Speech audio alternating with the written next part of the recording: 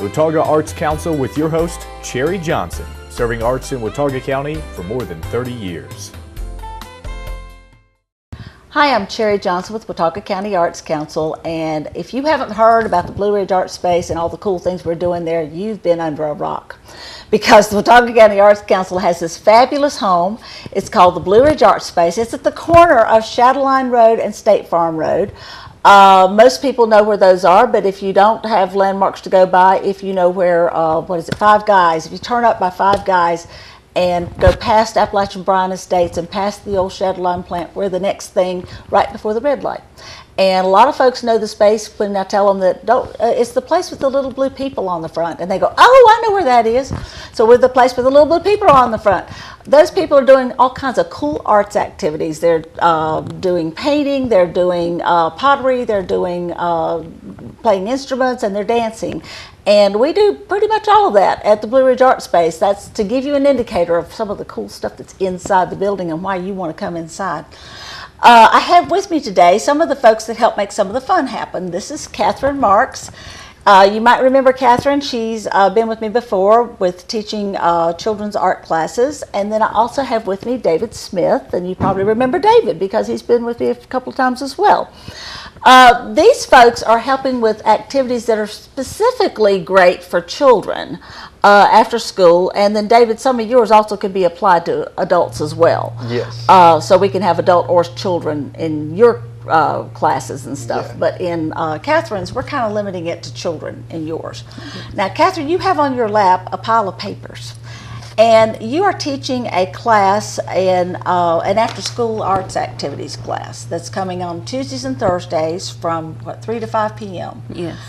And what do kids do in an after-school arts activities class? Give me some examples. Well, my after-school art program would be less structured than my regular drawing program. Here's an example of using materials that the Art Center has. So there's scrapbooking materials, there's markers, colored pencil, and basically give examples to the kids, but let them create whatever they want. Here's one example, here's another, and you have plenty of paper down there, colored papers and scissors, there's cut paper, and kind of let them explore. And I have other types of work to show them, like this is tracing a hand and making designs on it. This is with a marker. Here there's watercolors, and this is one activity where I let the kids do their watercolors, and once it's dry, try to find shapes in there and use markers or colored pencils to enhance the shapes that they find in their watercolor. These are just a few examples of some of the things that they can do. But there are many other types of activities as well. We have a variety of art materials at the Blue Ridge Art Space, many of which are donated materials. For example, the scrapbooking materials. We had a lady who was having a baby and she needed to use the scrapbooking room as a nursery, so she donated a lot of really cool scrapbooking stuff to us. We've had people donate paints to us. We've had people donate toilet paper rolls. They make great art activities out of toilet paper rolls. There's all kinds of really neat things, and so if you've got things, by the way, around that you think might make potential for an arts activity, check with us. We might be able to handle it. And so we'd love to accept donations in those things, and Catherine will find some creative way to use them with the children. Yes. And so we'll find a way, or we'll use it in another project. If it's not appropriate for children, we'll find a different thing to do it in. So there's a lot of really neat stuff like that we can do. Now, David, not every child is going to be inspired by paints and markers and cutting and all of those wonderful things and art activities. Some of them would rather make music. Well, I hope so. And so, so you have a couple of ways, 3 or 4 ways. One of the things is you've got on your lap one of your favorite tools. Yeah. This is my classical guitar, and that's actually what I studied was classical guitar, and I've played some music on here before in the past, just as some examples.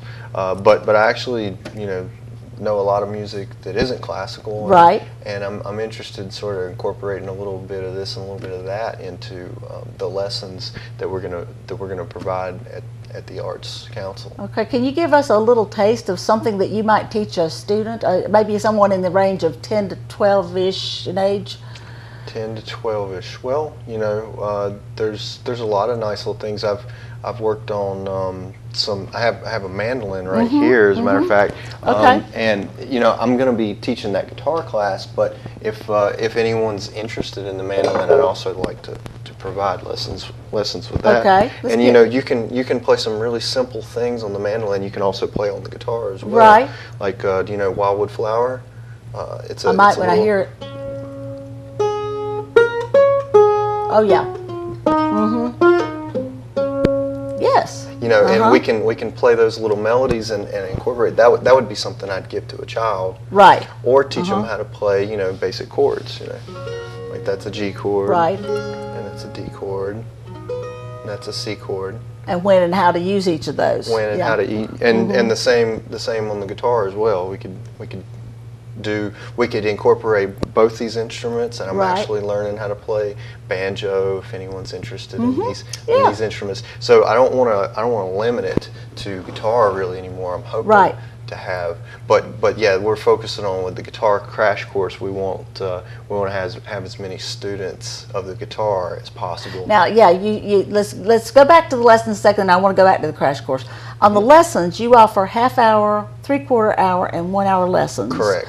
And it's kind of at a mutual convenience timing. In other words, you know, if the best time for somebody to meet with you is, let's say, on Wednesday afternoon at 4 o'clock, then you make that work in your schedule, or you all put your schedules together and match up a time that everybody can, that you and the teacher, or you and the student rather, can be together, so that you can teach them those lessons, so they can choose from a half-hour, three-quarter hour, or a 1 hour class, right? Right. Okay, and those are weekly ongoing lessons. Yes. Now the way we work this is, and also for the some of the things that Catherine's doing, is that we basically do everything in series. So we're doing the Fall Art Ed series right now, and if your fall's already underway, the Fall Art Ed series right now is already underway, so you can go ahead and still sign up, and we'll just prorate and take out the number of lessons you've missed from your fees, because it's figured by the lessons, and so that way you can jump in and continue on through the series, and then next spring we'll offer another series, and you can sign up to be part of that, and etc. So that we're getting folks involved all through the year in arts activities of a variety of things. Now let's jump back to what you were talking about, your guitar crash course. Yes. Now pick up that guitar. Oh, okay, all right. All right, you've got, let's say, you got, what, 4 or 5 students, and they are adults and kids together, and they're learning in the guitar crash course. What are they going to learn?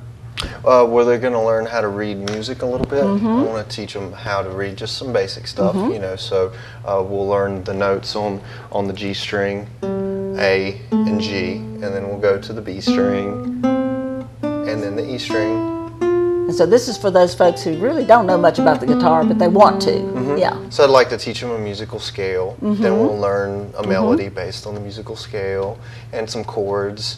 And you know, if all goes well, by the end of the 2 weeks, they'll be able to play something, and we can put on a little concert. Yeah, and you can play it as a group. And so they're not going to have to solo, so they don't have to get all nervous about that. Yeah, it's going to be an ensemble performance, so we'll all play together. I'll play with them. You're going to have to throw in some Christmas tunes, Sure. you know, because after all, you're doing this the last 2 weeks before Thanksgiving. Exactly. The 10th through I think the 20th-ish, something like that, on Monday, Wednesday, and Friday afternoons. Yes. From what we say, 4 to 5. And so therefore you're just going to have to teach them Rudolph or something, you know, Jingle Bells, something that they can play for the family, because they just learned, you know, and that way they can perform and show off, you know, their tools, you know, that they've learned. That sounds like a good idea. So, I think we will. Okay. We will incorporate some Christmas music. So your guitar crash course with a Christmas twist. And if you don't want to play Christmas music, I'm sure he'll teach you something else. So yeah, maybe not everybody wants to do Christmas music, but we'll work with them, right? Sure. Okay, cool. We'll teach them anything that they want to know. They can come to me with ideas that they would like to learn, and we'll if we have enough time. It's an hour, you know, three times a week for the crash course. So after 6 hour-long settings with hopefully a class of 10, is what I'm hoping Oh, to you get. want to go all the way to 10? Okay. A class of 10, and I'd like to get them all to play together as a group. That's cool. You know, one neat thing about group lessons, in music at least, is that it takes away the fear factor, because you're with a bunch of people who don't know any more than you know, and so therefore are very close to what you know. So therefore, if you hit a sour note, hey, you know, it doesn't matter. Everybody's together, and they may not even know who hit the sour note. So it takes the pressure off, whereas on the private lessons, if they make a mistake, then obviously David hears them. So, Yeah, well, but we in a all group lesson, but for those folks who are a little bit nervous about getting started, that's a positive, is that they don't have to feel like the pressure's on. I They can do it think on their the own. combination of private lessons and group lessons sometimes can be very beneficial, because the private lesson you get more time with the teacher, and then in the group lesson you sort of get a little bit of it's a social setting, so you can conversate with the people next to you, Right. as well as play music with And them. encourage each other. And Yeah. encourage each other. Yeah. But then also you get the experience of playing with somebody, which is a different thing from playing all by yourself. It is. So therefore, that's another real positive thing of that. I talked to a man this morning who had just made a comment to me and said, "I've got this guitar. One day I'm going to learn how to play it." And I said, "Got just the thing for you. It's 6 easy lessons. You're going to know how to play the guitar, at Yeah. least to some degree." That's true. So it's a great starter It to is. get people in. I And then agree. if they want to continue on, then we can sign them up for classes if they want to do that, or regular lessons if they'd like to do that. So I think this is cool. Yes. Now you've got a drawing class that is to some degree a lot like his guitar course, except it's not a crash course. It's an ongoing thing where you have a group of students who are learning to draw, and these are children ranging from, what do you have, about a 6-year-old and There is, 10-year-old? although the 6 is, the tad 6-year-old early, is yeah. a little tad early. Usually I have 8-year-olds to up to 14-year-olds. If we had more students, we could group them more like 8 to 10-year-olds. And 10 to 14 or something like that. Something like that. Yeah. Right. Yeah, and we would like to do that. We'd like to add a few students so that we can have a different class for the older children Yes. from the younger children, which I think Exactly. the kids would benefit from. And you offer that in 2 formats. You do it where that they can sign up for an hour of instruction with a half hour of guided time? Yes, and that's more geared toward the younger students who some might not like to draw, have the structured instruction for a whole hour and a half. Their attention span may be wearing out by that point. Right. So, yeah. Exactly. So, but usually they're fine for at least an hour of structured time. Okay. But a lot of times they like to then just do their own thing for a half hour. But they love to draw. Right. And sometimes And you're they there just, to kind of help them right, along. Yeah. Right. Right. And then once they're completed my hour-long assignment, structured. They just sometimes like to draw That's on great. their own for a half hour. Now you have the hour and a half option for the older students. Exactly. And although a younger student could also do the whole hour and a half if they wanted to. But the hour and a half it's a whole hour and a half of structured drawing instruction where I teach drawing techniques, many different techniques, and I show them and I watch them and I correct them if they need to be, if they're not doing it quite right or not getting what I'm talking about. And I give them examples, and it's a lot of one-on-one. I was going to ask you, in a drawing class, you kind of have a topic of the day kind of a thing. And there's an assignment for the day, yes. And so it might be drawing an object that has a light cast on it so you see shadows and all of that. Or it might be give me some more examples of different things they might do besides just still life.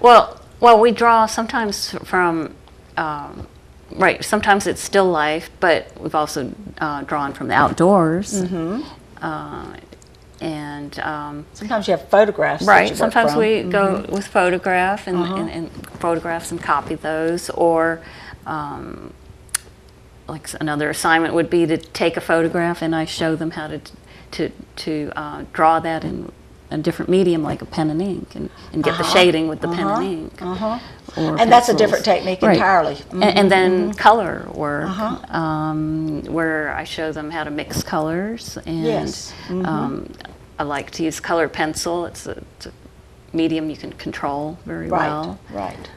Doesn't get away There's from a lot, and it's a little bit of watercolor, and sometimes a mixed media combine the techniques. So there's always something different going on. Yes, Yeah. yes, and also the graphic design, which kids tend to really like the graphic design assignments, like design a logo. Yeah. Or design a logo with their own name in it. Sure, yeah. And I've even done projects where we would do product design and design a box, because I was a graphic designer, yeah, and I understand how to lay out all the the pieces to make a finished product, Right, and I show them so they get an understanding of how the graphic design industry also works. That's neat. That's really neat.